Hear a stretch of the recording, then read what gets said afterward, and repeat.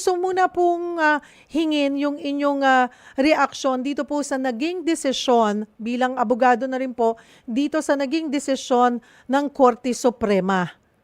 Um, Balikan natin yung naging desisyon, yung actual decision. Ang sinasabi po ng Korte Suprema ay petitioners failed to establish a clear and unmistakable right for issuance of a TRO.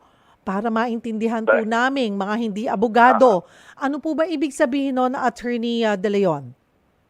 Ang hinihingi po kasi nung kampo nila Rodrigo Duterte is yung sinasabi natin temporary restraining order or preliminary injunction. Pag naghihingi ka noon, ito ay tinatawag natin interim measure of relief. Ibig sabihin, nagmamadali ka.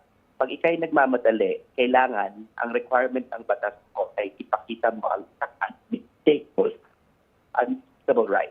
No? Ibig sabihin, klaro yung karapatan mo. Pangalawa, irreversible yung consequences kung hindi sila mag-issue ng TRO.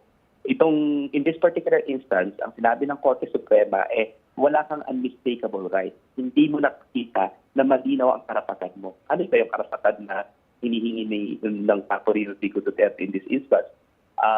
Na mayroon ba silang karapatan na hindi ma-aresto? May clear yung warrant. So kung clear yung warrant, then they don't have an unmistakable right. So yan yung sinasabi ng desisyon ng Korte Suprema. In other words, na-reject yung hinihingi nilang interim relief, which is the temporary restraining order or the issuance of a preliminary injunction.